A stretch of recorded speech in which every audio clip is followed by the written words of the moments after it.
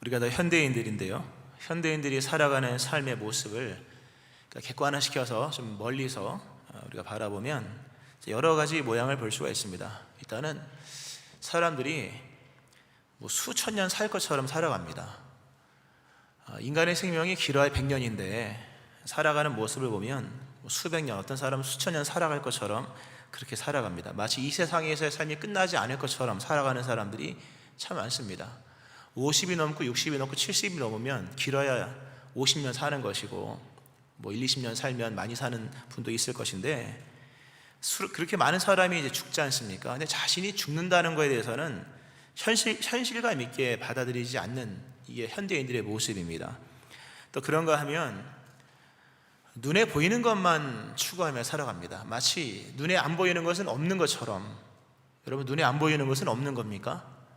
눈에 안 보이는 것도 있는 거잖아요. 근데 눈에 보이는 것만 추구하고 이 세상에 인간만 있는 것처럼, 하나님도 없고 하나님의 역사도 없는 것처럼 살아가는 사람들이 참 많습니다. 그러니까 눈에 보이지 않는다는 이유로 눈에 보이는 것만 추구하며 살아가는 거예요. 아침부터 밤늦게까지 태어나서 학교 다니고 졸업하고 직장 다니고 또 결혼하고 아기 낳고 또 가업을 일으키고 자식한테 물려주고 온통 그 보이는 세상만을 위해 살아가는데요, 그렇게 8, 90년 살다 죽는 거예요. 이게 현대인들의 일반적인 모습입니다. 여기서 벗어난 사람은 없습니다. 이런 인간의, 우리 이렇게 자연스럽게 살아가는 모습을 보시는 하나님께서 뭐라고 말씀하실까? 우리는 이렇게 살아가는 거, 태어나서 학교 다니고 졸업하고 결혼하고 아기 낳고 직장 다니고 집 사고 땅 사고 또 노후 준비하고 자식에게 물려주고 이렇게 살아가는 걸 아주 자연스럽게, 또 그걸 좀 더 풍요롭게 하면 행복한 삶이라고 얘기를 하는데, 이거에 대한 하나님의 평가는 뭐라고 말씀하실까? 하나님은 가장 절망스러운 상황이라고 얘기를 합니다. 그게 가장 절망스러운 상황이다. 멸망 앞에 놓인 가장 절망스러운 상황이 바로 인간이라는 거예요. 그리고 우리가 소위 말해서 이것이 행복이라고 말하고 이것이 인생이라고 말하는 그것이 하나님 보실 때는 가장 절망스러운 삶이라고 하는 거예요. 성경은 분명히 말씀하기를 한 번 죽는 것은 사람에게 정해진 것이요 그 후에는 심판이 있을 것이다. 한 번 죽는 건 정해진 것이고 후에 심판이 있을 것이라고 말씀을 합니다. 그러니까 사람이 죽으면 끝이 아니잖아요. 후에 심판이 있고, 심판이라고 하는 것은 평가를 한다는 얘기잖아요.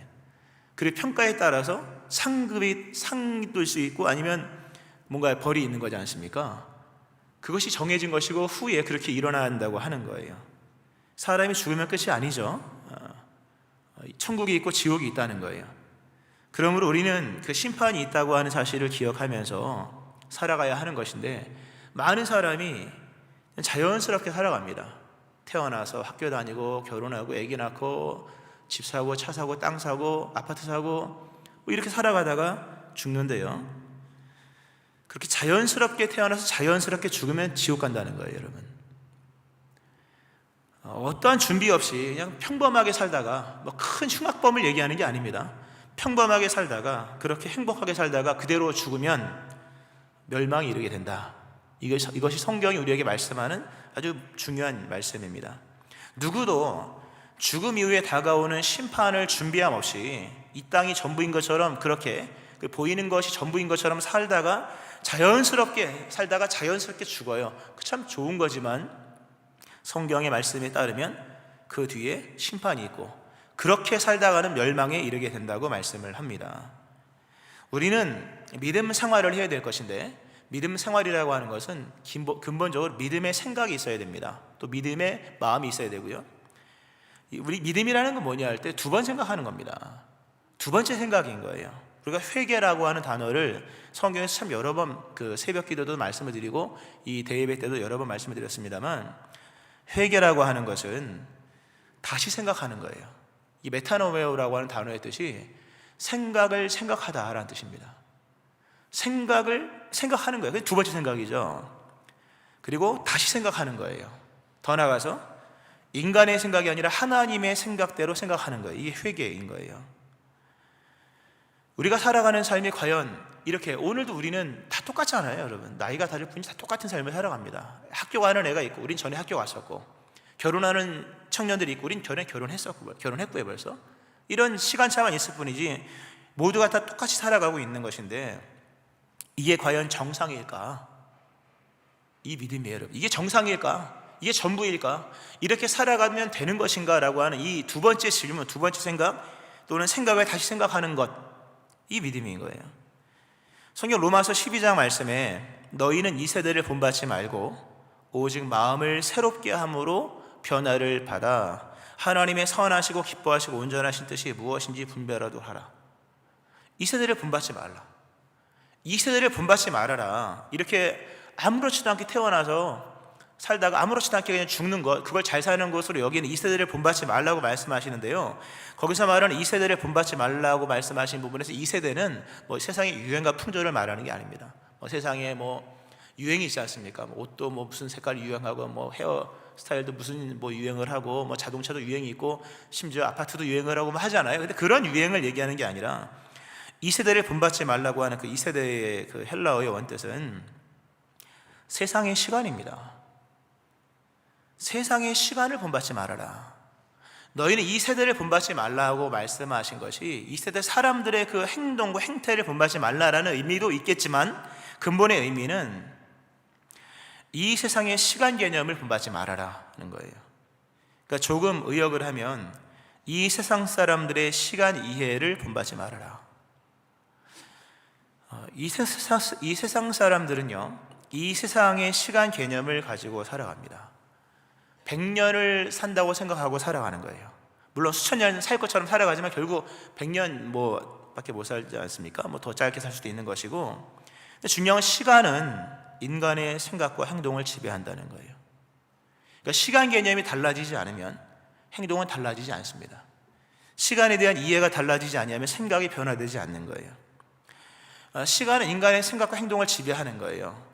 여러분, 우리가 청년 때에 생각하는 생각과 나이가 들어서 생각하는 생각이 좀 다르죠. 그리고 할아버지들 생각하는, 연세 드신 분들 생각이 다른 이유는, 생각이 좀 깊어지잖아요. 다른 이유는 살아온 연륜이 있기 때문이 아니라 시간 개념이 달라지기 때문인 거예요. 물론 연륜이 우리에게 다른 걸 얘기하게 할 수 있어요. 그러나 연륜은 책 읽으면 또 대충 커버가 되거든요. 내가 못한 것, 못 살아본 거 책 열심히 읽으면 간접적으로나마 체득이 되잖아요. 그러나 이 시간 개념이라고 하는 것, 젊은 살 날이 많은 청년들과 살 날이 얼마 남지 않은 자기의 날수를 계수해야만 하는 지점에 있는 사람들의 생각은 다른 거예요. 그때부터는 경건한 삶이 나와요. 누구든 간에 다 진실하고 경건하고 믿음의 사람은 보다 더 거룩한 삶을 살게 되어 있는 거예요. 그러니까 세상의 시간 개념을 갖고 살아가는 사람들은 결국 세상의 이야기를 할 수밖에 없고, 그리고 세상에 흔하디 너무 평가절하시키면 안 되겠습니다만 그냥 그런 삶을 살다가 죽는 거예요. 그러니까 성경은 우리에게 말씀하기를 이 세상의 시간 개념을 가지고 살아가는 것은 굉장히 불신앙적이다. 근데 문제는 세상이 그렇게 흘러간다는 거예요. 이 세상의 유한한 눈에 보이는 가시적인 것들, 세상이 전부라고 시간 개념 속에서 그렇게 살아가는 거예요. 그리고 중요한 건 그 위에다가 세상적인 시간 개념 위에다가 믿음의 체계를 구축한다는 거예요. 이거는 성도 얘기를 말하는 게 아니에요.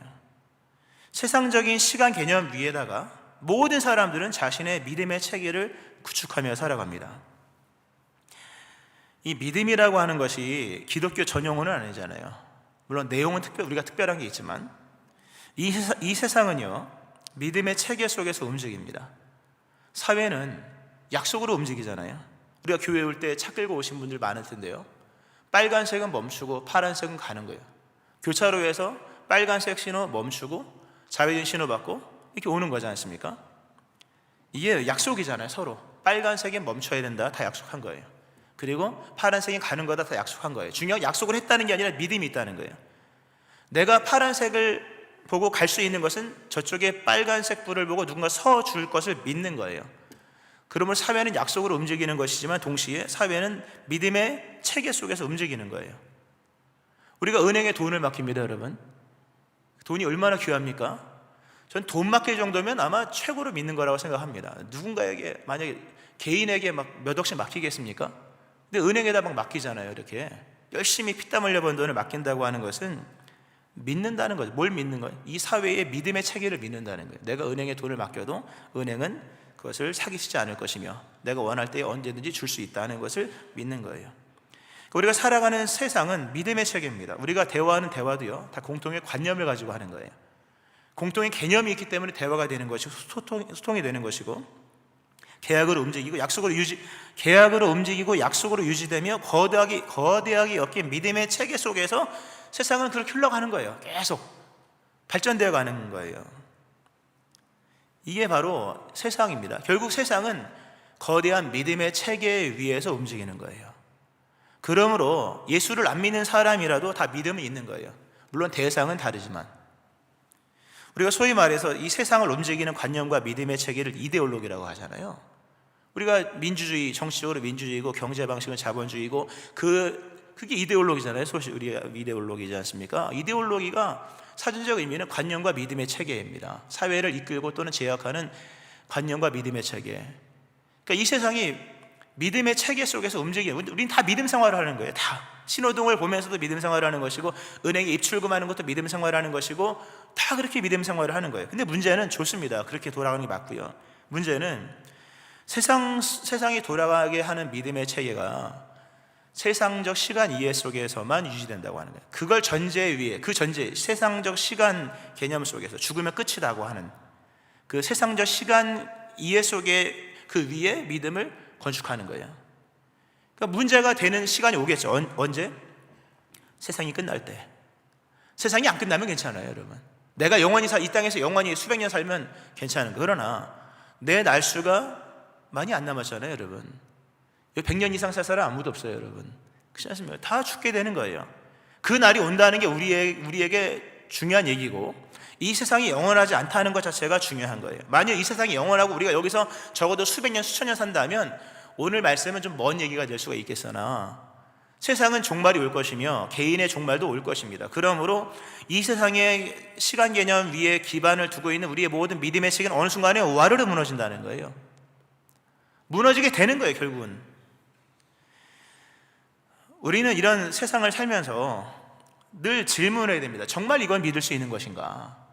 정말 세상을 믿을 수 있는 것인가? 믿음의 체계를 움직이는 우리가 이제 살고 있는 이 사회와 이 약속들은 정말 믿을 수 있는 것인가? 그리고 그것이 우리를 얼마나 지킬 수 있는 것인가? 오늘 본문 말씀에 멸망이라는 단어가 나와요. 오늘 설교 제목 참고로 먼저 말씀을 드릴까요? 멸망 앞에서는 다른 이야기를 해야 한다. 복음. 멸망 앞에서는 다른 이야기를 해야 한다. 복음. 아마 설교 제목이 역대급으로 깁니다. 제가 봤을 때 이렇게 설교 아마 다음 주에도 길 것 같은데요. 멸망이라는 단어가 나오는데요, 이 멸망이라는 건 파괴되다, 또는 말 그대로 멸망되다, 또 하나는 잃어버리다. 근데 이게 만약에 우리가 수동적으로 받으면 멸망시키다, 또는 파괴시키다, 또는 잃어버리게 하다, 이런 뜻이거든요. 그러니까 멸망이라는 단어는 다 심각한 단어거든요. 파괴되는 거예요. 그리고 상실되어지는 거예요. 이 멸망이라는 단어가 등장하는데요, 이 멸망이라는 단어가 좀 먼 얘기죠. 근데 사도행전을 보면 이 멸망이라는 것을 좀 더 현실적인 얘기를 합니다. 특별히 우리가 살고 있는 사회에 대한 기반적인 얘기를 이렇게 들추면서 믿음에 관한 얘기를, 멸망에 관한 얘기를 하는데요, 사도행전 2장을 보면 이런 말씀이 있습니다. 하나님이 말씀하시기를 말세라고 하는 것은 마지막 날들이라는 뜻입니다. 말세에, 그 마지막 날, 종말의 날, 멸망이 가시적으로 다가오는 그때에입니다. 말세에 내가 위로 하늘에서는 기사를, 아래로 땅에서는 징조를 베풀리니 곧 피와 불과 연기로다. 주의 크고 영화로운 날이 이르기 전에 해가 변하여 어두워지고 달이 변하여 피가 되리라. 누구든지 주의 이름을 부르는 자는 구원을 받으리라. 이 말씀이 사도행전 2장에 나오죠. 우리가 잘 아는 말씀이고 새로운 교회, 새로운 심령의 주제를 다루고 있는 성경 구절 중에 하나죠. 보세요. 말세가 되면, 멸망의 그날이 가시적으로 다가오는 그때가 되면 해가 어두워진대요. 달이 변하여 피가 된대요. 피와 불과 연기가 온 세상에 가득한 거예요. 근데 이것은 인간이 그렇게 만든 것이 아니라 하나님의 심판의 날이 다가온 것을 말하는 거거든요. 보세요. 해가 어두워지고 달이 변하여 피가 되고 온 세상에 피와 불과 연기가 일어나는 그런 멸망의 상황이 다가온다는 거예요. 세상이 기반을 두고 있는 그 시간도 멈추게 되는 것이고, 세상 사람들이 믿고 있는 믿음의 체계도 다 무너지는 거예요. 해가 어두워지고 달이 변하여서 그렇게 되는 모든 것이 무너지는 상황 속에서 성경 우리에게 질문하기를, 그 상황이 온다면 과연 거기서 믿을 수 있는 건 무엇이냐 라는 질문을 하는 거예요. 해가 변해 어두워지고 달이 변해 피가 되리라. 그러면서 뒤따라오는 말씀이 뭡니까? 누구든지 주의 이름을 부르는 자는 구원 얻으리. 이게 무슨 말씀인가 하면요, 우리가 지금 견고히 믿고 있는 이 세상의 체계가 흔들리고 개인의 연수가 다해서 생을 마감하는 그때가 됐을 때에, 그때 정말 네가 믿어야 될 것이 뭐냐라는 말씀을 하는 거예요. 그때도 돈이겠느냐, 그때도 땅이겠느냐, 해가 변해 어두워지고 달이 변해 피가 되고 피와 불과 연기가 가득한 심판의 날이 다가왔을 그때에, 그때도 믿을 수 있는 것이 우리의 돈이겠느냐, 우리의 육체겠느냐, 우리의 의지하는 사람들이겠느냐라고 하는 거예요. 멸망의 날 앞에서 믿을 수 있는 게 과연 무엇이냐라는 질문이 성경의 전제인 거예요. 여러분, 예수님을 왜 믿어야 됩니까? 예수님 믿어야 되겠죠. 믿어야 되니까 믿어야 되는 건데, 예수님을 믿어야 하는 이유는 멸망하지 않기 위해서예요. 물론 본문에 멸망하지 않고 영생을 얻게 하려 하심이라 이렇게 나옵니다. 참고적으로 말씀을 드리면 11월 한 달 동안 복음 메시지를 전할 겁니다. 복음을 전하는 거예요. 오늘은 복음의 개론 같은 건데 복음의 시작입니다. 예수 그리스도의 복음의 시작이라. 예수님도 천국을 얘기하시기 전에 회개를 얘기했거든요. 때가 찼고 하나님의 나라가 가까웠으니 회개하고 복음을 믿으라. 그러니까 복음에 대한 메시지를 한 달 동안 전하는데요, 오늘 이 말씀 다 풀면요 아마 이만큼 될 겁니다. 얘기가 너무 많아요. 하나님의 사랑도 얘기해야 되고요, 또 독생자 얘기도 해야 되고, 원래대로 하면 영생 얘기도 해야 되고, 멸망 얘기도 해야 되고, 믿는 자마다 얘기를 해야 돼요. 많아요. 이거 한 번에 다 얘기하면요 아마 비빔밥이 될 거예요. 너무 많아서 뭘 들은지 모를 거예요. 오늘은 멸망에 대한 초점만을 얘기할 겁니다. 다음 주엔 또 다른 얘기할 거예요. 예수를 믿어야 되는 이유는 물론 영생을 얻어야 되겠는 거지만, 영생을 얻는 것은 최종적인 것이고 중대한 근본적인 이유 중에 하나는 멸망받지 않기 위함인 거예요. 우리 영생만을 얘기하면요, 사람 예수 믿으면 영생 얻습니다. 영생이 뭐냐면 천국 가서 영원히요. 그럼 난 싫어요. 나 이 땅에서 남편하고 살았는데 천국 가서도 남편도 있다면서 가면요, 뭐 이래요. 천국 가면 뭐 시어머니도 계시고 천국 가면 누구도 있다면서 난 그런데 안 가. 이렇게 얘기가 나올 수가 있는 거예요. 그렇지 않습니까? 또 어떤 분들은 오래 사는 거 원치 않는 분이 있어요. 나는 오래 사는 거 싫다. 나 그냥 짧게 살고 마감하고 싶다. 천국 가서도 거기서도 내가 뭐 남편 밥 해줘야 되겠냐, 뭐 이런 얘기를 해요. 이런 얘기를 합니다. 그 영생에 대한 얘기를 하면요, 나는 싫다고 얘기할 수 있는 거예요. 그러나 멸망은 그런 개념이 아닌 거예요. 우리가 예수를 믿어야 되는 이유는 일단 1차적으로 멸망하지 않기 위해서요. 멸망을 말씀드린 것처럼요, 엄청난 파괴와 엄청난 멸망과 동시에 엄청난 상실입니다. 인간이 존재로서 느끼는 고통 중에 육체의 아픔도 아픔이지만 이 상실감만큼 큰 게 없어요, 여러분. 우리가 자녀를 잃었다 가령, 또는 남편을 잃었다, 아내를 잃었다, 이거는 이루 말할 수 없는 상실이지 않습니까? 천국은 그런 곳이에요. 영원토록 그 무언가를 잃은 상실감 속에서 영원토록 고통을 받는 거예요.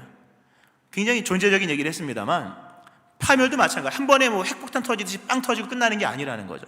영원토록 소멸되지 않는 육체와 그 영혼 속에서 영원토록 지옥의 고통을 겪는 거예요. 단순히 뜨거 이런 얘기가 아닌 거예요. 이거는 육체의 뜨거 얘기가 아니라, 이건 전인격적으로 고통받는 장소가 멸망이라는 거예요. 그리고 중요한, 거기에 더 이상 구원의 여지가 없다는 거예요. 그래서 멸망인 거예요. 뭐 수만 년 지나서 구원의 은총이 다시 한번 기회가 주어지면 그 멸망이 아니에요.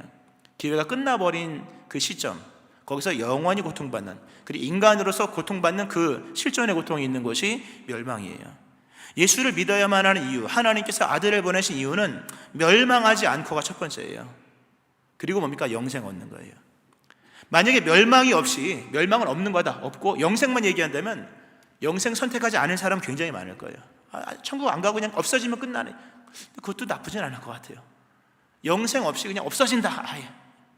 그것도 뭐 나쁘진 않죠. 그러나 우리가 영생을 얻어야만 하는 이유는 영생 이외에는 없어지는 게 아니라 멸망이 있기 때문인 거예요. 잘 믿고 깨닫기를 축원합니다. 이 멸망의 날에 우리가 부를 수 있는 것이 과연 뭐냐는 거예요, 여러분. 멸망이 우리에게 가시적으로 다가왔을 때, 그리고 다가오잖아요. 곧 다가오지 않습니까? 사람들이 그렇게 많은 사람이 죽는데, 산에 가면 묘가 그렇게 많고 이 부고가 그렇게 많이 들리는데 정작 자기 죽는다는 건 생각하지 않는 이 어리석은 사람들, 결국 개인의 멸망이든 우주의 종말이든 다가올 것인데요, 이 멸망이라는 시점 앞에서 우리가 과연 무엇을 믿을 수 있는 것인가, 누구의 이름을 불러야 할 것인가 라고 하는 거예요. 이름이 있는 모든 것들이 다 무너지는 그날, 해도 이름이 있잖아요. 저기 빛이 아니잖아요. 해잖아요. 밤에 뜨는 것이 광명체가 아니라 달이잖아요. 이름이 있는 모든 것들, 사물이든 아니면 뭐 생명체든 간에 이름이 있는 모든 것들이 다 무너지는 그때에 내가 도대체 그날에 누구의 이름을 불러서 그로 말미암아 구원을 받을까? 이 복음의 그 주제입니다. 그때에 불러서 우리에게 대답할 수 있는 이름은 한 분밖에 없어요. 예수 그리스도. 아멘 하시기 바랍니다. 주 예수를 부르는 사람만 구원받는 거예요. 그 멸망의 상황 앞에서는요, 다른 이름은 아무리 불러도 응답이 없어요. 119도 연락이 없고 112도 연락이 없고 여러분의 휴대폰 1번에 저장되어 있는 여러분의 그 누구를 불러도 연락이 없는 거예요. 말세가 되었을 때 멸망 앞에서 불러서 구원받을 수 있는, 우리를 구원시켜 줄 수 있는 유일한 이름은 예수님밖에 없어요. 왜? 하나님이 멸망에서 우리를 구원하시게 보내신 유일한 구원자 이름은 예수님인 거예요. 할렐루야. 그러니까 예수 그리스도를 믿어야 되는 것입니다. 예수님을 믿어야지만 멸망에서 건진받는 거예요. 우리 하나님을 생각할 때요, 자기 소견에 오른 대로 생각을 하거든요. 하나님은요, 사랑의 하나님이지만 심판을 무시하시는 불의한 하나님이 아닙니다. 불의한 사랑의 하나님이 아닌 거예요. 심판을 하지 않는 불의한 사랑의 하나님이 아니라 심판이 있는 공의의 하나님이시고 의로운 하나님이신 거예요. 그리고 심판을 공의로 행하시되 죄인을 불쌍히 여기셔서 그들을 구원하시기 위하여 죄인에게도 멸망하지 않고 살아날 수 있는 기회를 제공하시는 분이 하나님인 거예요. 그러므로 하나님의 심판은 공의로우시고 하나님의 사랑은 이렇게 온전하고 자비로운 거거든요. 말씀을 좀 정리를 하면서요, 오늘 멸망이라는 단어를 가지고 얘기를 합니다. 오늘 우리가 가장 먼저 다루어야 할 주제가 뭐냐, 그것은 복음이고요, 복음의 안에 담겨있는 수많은 진리 중에 그 한 단어가 바로 이 멸망이라는 거예요. 모든 사람은 멸망 앞에 놓여 있습니다. 여러분도 멸망 앞에 놓여 있고요, 저도 멸망 앞에 놓여 있고, 그리고 우리 모든 다음 세대도 멸망 앞에 놓여 있는 거예요. 그러므로 보세요, 멸망 앞에서라면 얘기가 달라지는 얘기가 나와야 되는 거예요. 만약 멸망이 없다면 일반적인 얘기만 하면 되는 거예요. 그러나 멸망이 있다면 얘기는 달라져야 되는 거예요. 이 말씀을 준비하면서 그 아브라함의 조카 롯에 관한 말씀이 좀 강하게 떠올랐습니다. 소돔과 고모라 성이 멸망을 하는, 바로 멸망을 하는 날이죠. 다음 날 멸망을 하게 되는 그 날에 소돔과 고모라 성에 한 낯선 이방인이 찾아옵니다. 하나님의 사람들이죠. 하나님이 아브라함의 조카 롯을 구원하기 위하여 보내신 거예요. 또 그 성을 멸하시기 위하여 보내신 것인데, 한 번도 본 적 없는 낯선 이방인들, 그들의 말투도 달랐고 그들의 옷차림도 달랐고 뭔가 다른 그 낯선 사람들, 가장 낯선 것은 그들이 와서 했던 얘기가 제일 낯설었다는 거예요. 소돔과 고모라 성에 롯의 집에 온 그 낯선 하나님의 사람들, 낯선 사람들이죠. 그들이 와서 하는 얘기를 들어보세요. 단 한 번도 들어본 적 없는 얘기. 그들이 말하기를, 그 사람들이 롯에게 이르되 이 외에 내게 속한 자가 또 있느냐? 내 사위나 자녀나 성중에 너에게 속한 자들을 다 성 밖으로 이끌어내라. 여호와께서 이곳을 멸하시려고 우리를 보내셨나니 우리가 멸하리라. 낯선 이방이 와가지고요, 밤에 와서 뜬금없이 하는 얘기가, 이 성이 내일 멸망한다. 하나님이 이 성을 멸하실 것이다. 이 성에 죄악이 가득하다. 그러므로 이 밤에 너뿐 아니라 너와 너에게 속한 모든 사람, 너와 너의 사위, 너의 자녀 중 너에게 알고 있는 사람은 다 이 성 밖으로 이끌어내라는 거예요. 다 성 밖으로, 너에게 속한 자들을 성 밖으로 끌어내라. 굉장히 충격적인 얘기고 한 번도 들어본 적 없는 얘기인 거예요. 소돔과 고모라 성은 굉장히 발전한 도시라고 생각을 합니다. 왜냐하면 그 타락한 모습을 보면 알 수 있어요. 여러분, 가난하면 죄도 잘 못 져요. 돈이 많아야 죄도 짓거든요. 부자가 짓는 죄와 가난한 사람이 짓는 죄는 좀 다를 수가 있습니다. 가난한 나라가 짓는 죄는 그렇게 크지 않을 수가 있어요. 그러나 진짜 부자가 나라가 짓는 죄는 다를 수 있는 거예요. 소돔과 고모라 성이 그렇게 동성애가 만연하고 하나님이 심판할 정도로 갔다는 것은 뭡니까? 그 정도로 발전했다는 거예요. 역으로 얘기하면. 그러니까 소돔과 고모라 성에서의 지금까지 들려왔던 얘기는 다 어떻게 하면 경제를 발전시킬까, 어떻게 하면 학교를 잘 보낼까, 어떻게 하면 자녀를 잘 교육시킬까, 어떻게 하면 뭐 돈을 많이 벌까, 그런 거예요. 그러나 그 반대급부적으로 타락도 일어난 거죠. 한 번도 들어본 적 없는 이야기, 멸망에 관한 이야기예요. 이 낯선 사람들, 하나님의 사람들이 등장하여서 멸망이라는 새로운 얘기를 던지면서 롯에게 다 끌어내라, 이 밤이 기회이니 다 끌어내라고 얘기를 했습니다만 롯의 가족들은 그 일을 하지 않았죠. 나중에 구원받은 것을 보면요, 참 이게 냉정한 거더라고 보니까요, 롯과 그의 두 딸들만 구원받았어요. 롯의 혈족만 구원받은 거예요. 자기 피가 섞인 혈족, 부인도 안 나왔어요. 부인도 끌어 나와야죠. 사위들도 끌어 나왔어야죠. 아브라함의 조카 롯은 거의 족장급이었기 때문에 종들도 엄청나게 많았을 거예요. 종들도 데려 나와야죠. 그리고 이웃들도 얼마나 많았겠습니까? 데려와야죠. 예비 사돈도 데려 나와야죠. 그런데 한 명도 안 데리고 나왔어요. 한 명도 안 데리고 나왔다는 것은 뭡니까? 낯선 사람들이 얘기를 안 들었다는 얘기예요. 만약 이렇게만이라도 했다면, 단 하루, 롯이 좀 이게 위치가 있으니까요, 사위들아 오늘 밤은 나가서 자자. 성 밖에서 잠을 자지 말고 오늘 좀 뭔가 특별한 일이 있으니까 다 나가자. 종들 다 따라 나와. 따라 나가서 먼 데에 있으면 될 거 아니겠습니까? 그럼 물질은 잃어버려도 목숨을 살 거 아니겠어요? 근데 그것도 외박도 안 한 거예요. 우리 캠핑 가자. 이래 하룻밤만 나와서 보면은 살 거 아니겠습니까? 그런데 그 생각조차 못했다고 하는 것은 소돔성이 멸망하기 직전에 찾아온 낯선 사람들의 말을 듣지 않았기 때문인 거예요. 적어도 그날 밤만큼은 평상시와 다른 얘기를 했어야 된다고 하는 거예요, 여러분.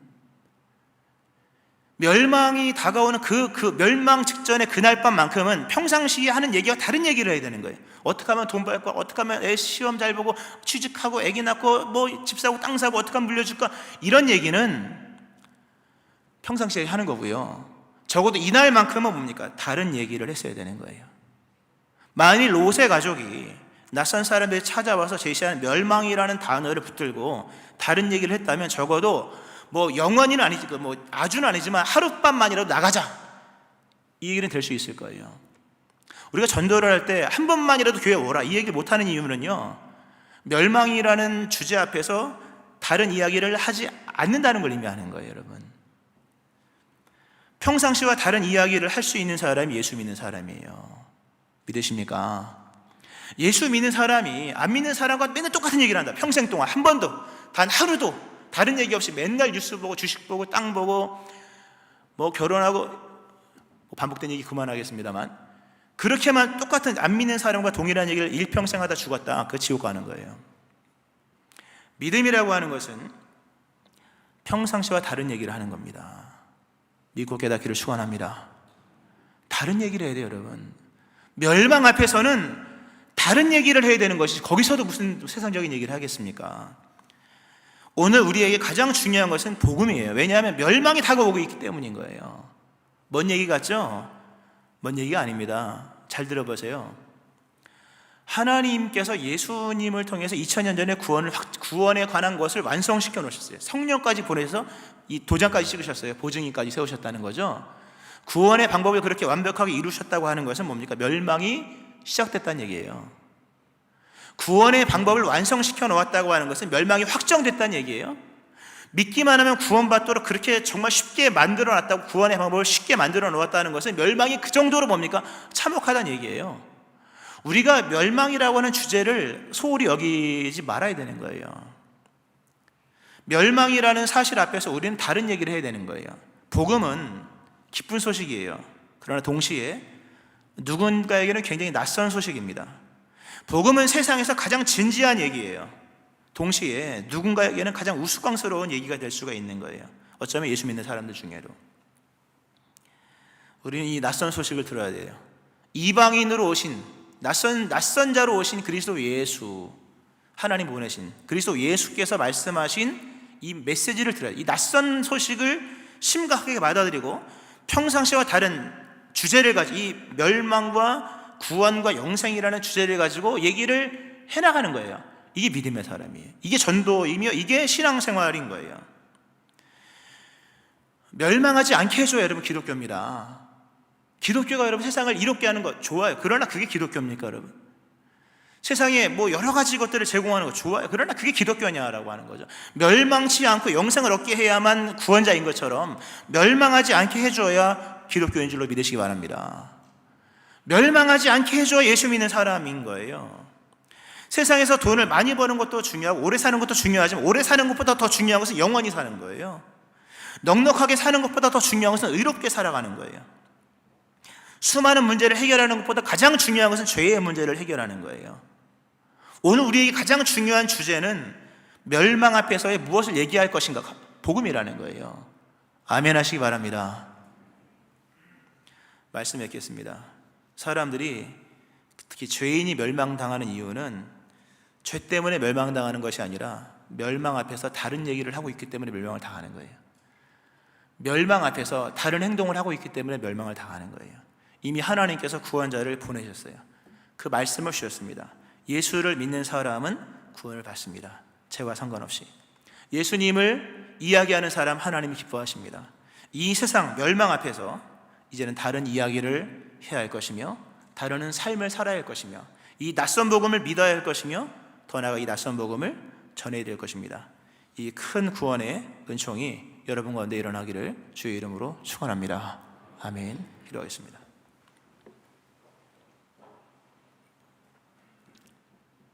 하나님 아버지, 멸망 앞에서는 다른 이야기를 해야 할 것인데 우리가 오늘까지 살면서 했던 이야기가 세상과 다를 바 없는 이야기였음을 고백합니다. 롯의 가족이 그 한날 밤만큼만이라도 다른 이야기를 했어야 할 것인데 끝내 다른 이야기를 하지 않으므로 결국 가정이 그렇게 어려움을 겪은 것을 보게 됩니다. 하나님, 그리스도 예수로 등장한 새로운 소식, 이 복음을 믿는 자 되게 하여 주시고 이 다른 이야기를 생각하면서 또 다른 이야기를 하면서 다른 이야기를 증거하면서 다른 삶을 살아가는 저희를 되게 하여 주옵소서. 이 자리에 예수님을 믿어 구원에 이르는 자들 있게 하여 주시고 또 예수를 믿는 사람들이라면 다른 이야기를 전하는 복음의 증거자 될 수 있게 하여 주옵소서. 감사합니다. 예수님 존귀하신 이름으로 기도합니다. 아멘.